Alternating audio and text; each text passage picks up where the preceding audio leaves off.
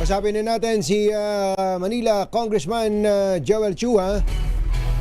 Congressman Chua, magandang morning. Kumusta po kayo? Hi, Captain Ying, Ka Jerry, magandang umaga. Tanggapin po ninyo ang aking taus-pusong pakikiramay sa namayapa po ninyong kasama si Manong Boy Gonzales. Ay naku, maraming salamat po, Kong Joel. Sa bagay, na-cover din siguro kayo ni Boy Gonzales, dyan sa Maynila. Kung maalala ninyo, nung unang upo ko, ako po'y nanawagan na i-abolish ang MMDA. Siya po yung unang nag-cover nung nandoon po ako sa kalye. Opo, meron pala kayong karanasan kay Boy Gonzales. Thank you so much po sa inyong pakikiramay. Well, unang-una po, Congressman Joel, sa pagboto po kahapon, gano'n ako ma-Jer? 257. 257. 25 ang tumutol at siyam ang nag-abstain. Inasahan nyo ba yung numero na yun, Congressman? Ang alam ko, mga nasa 233, no? More or less. Kaya nga nagulat ako nung naging 257. So talagang overwhelming dahil pero ito mga tansya-tansya lang, di ba? Pag may mga nakakausap ka, so mga more or less 200, between 200 to 230, ganyan lang inaasahan ko. Pero yung lumabas ang boto, overwhelming talaga. Sino po yung tingin nyo na hindi inaasahang boboto pero bumoto for the impeachment of the Vice President? Nagulat ako kay Congressman Toby Chanco. So, isa yan sa mga hindi natin naasahan. Bakit naman? Pero Bakit kayo nagulat? Bakit naman kayo nagulat? Well, kasi siyempre, di ba, nung parang kailan lang dati nagsasabi siya na ayaw niya ng impeachment. Both naman sinasabi niya dahil sa ating Pangulo at saka sa Vice President. So, yun lang naman yung aking naging basihan dito. Kaya nagulat din ako nung bumoto siya. At marami rin naman mga taga Mindanao na bumoto. Kaya nakakatuwa rin. Ano sa tingin ninyo, Kong Joel, ang dahilan? Bakit ganun na naging overwhelming ang support sa impeachment? May mga nakausap akong iba sa mga kasama natin at ang kanilang sinasabi, ang nagpabago ng kanilang isipan ay nung naging talakayan doon sa pangalawang hearing, yung sa Salen at saka doon sa AMLAC. So nung nakita nila yung mga numero na hindi talaga nagtutugma and considering na itong usapin ay probable cause lamang, so gusto rin nila na matuloy ang hearing, hindi dahil sa guilty ang ating Vice Presidente, bagkus gusto rin nilang marinig kung ano ang paliwanag dito ng ating Vice Presidente para malinis din naman ang kanyang pangalan. So ngayong tapos na botohan na impeachment 257, anong magiging mga susunod na proseso, Kong Joel? Inaasahan natin na anytime na maitatransmit na o may endorso ang articles of impeachment. Hindi pa po ito na-i-endorso. Nasa Kamara pa po ito. In fact, kanina binerify ko pa sa ating SecGen dahil hanggang ngayon ay sila'y makikipag-coordinate pa lamang sa Senado dahil nagkaroon nga po ng change of leadership. Kaya hindi pa po nila na-transmit ito. Meron ho bang time frame o time limit na kailangan ma-transmit ka agad? Wala naman pong time frame pero sa ating saligang batas nakalagay kasi doon, trial by the Senate shall forthwith proceed. So ibig sabihin ay agad-agad.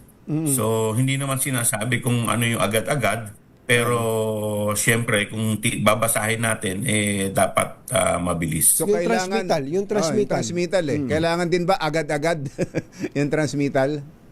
Wala naman po kasing nakasaad doon . Pero kung maalala po ninyo nung dati, nung nagkaroon tayo ng impeachment nung 19 Congress, yung araw din kung kailan kami ay nagbotohan, yung araw din na yun tin-transmit o inendorso na sa Senado. Pero ngayon nga, hindi po magawa yan dahil nagkaroon tayo ng change of leadership, so hindi pa nila alam kung kanino makikipag-coordinate. So siguro ngayon or anytime this week, mangyayari po yung transmittal, inaasahan po natin. Meron na po bang nabuo na prosecution team ang House of Representatives? Wala pa eh. Dapat ngayon, pero hindi ko alam kung matutuloy dahil nga nagkaroon ng kaguluhan pa sa Senado. Hindi ko lang alam kung ito makakaapekto. Pero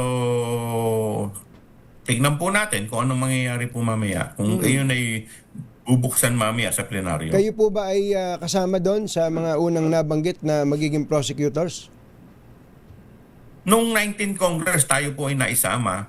So sa ngayon ay may ano naman po, na may imbitasyon naman po. So pero siyempre hangga't hindi naman po ito final at hindi pa naman po ito na pagbobotohan sa plenaryo, siguro mas maganda kung antayin na lang po natin na yung mga kasama natin ang magsabi. Pero gusto nyo ba?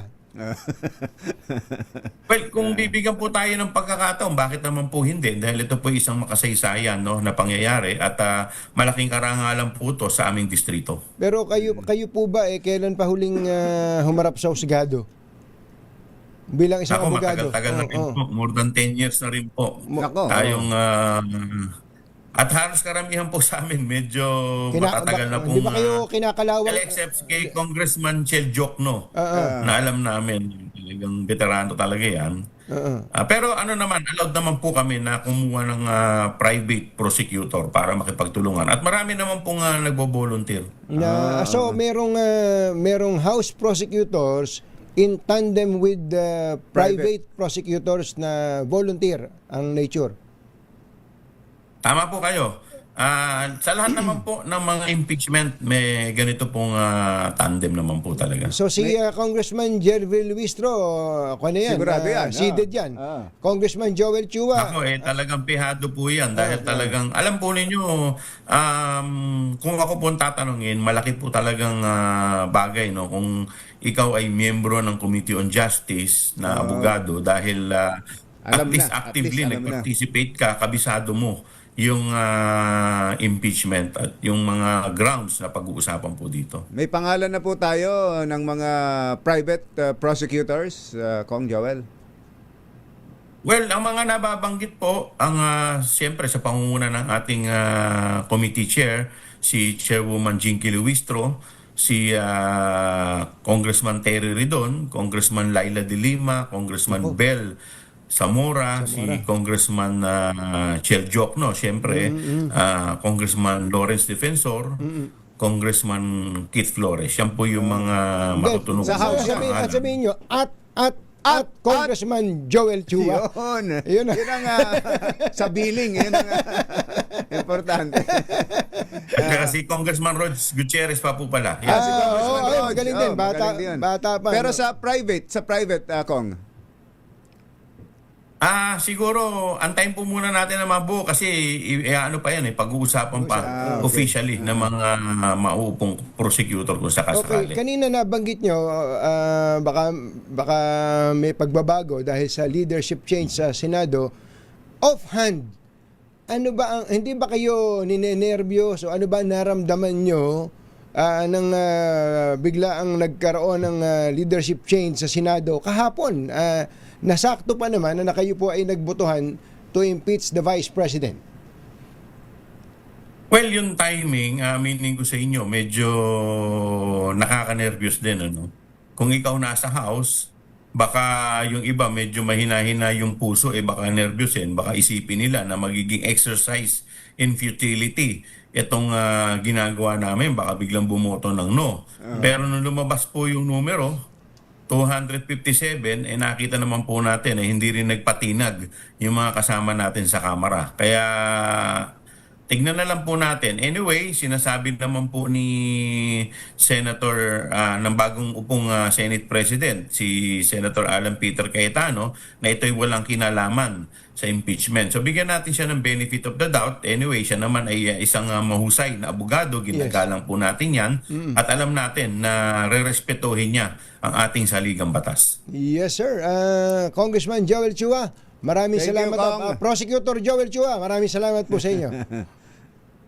Ay, maraming salamat po at mabuhay po uli kayo. Magandang umaga po si Congressman Joel Chua, ng 3rd District, Manila. Masamang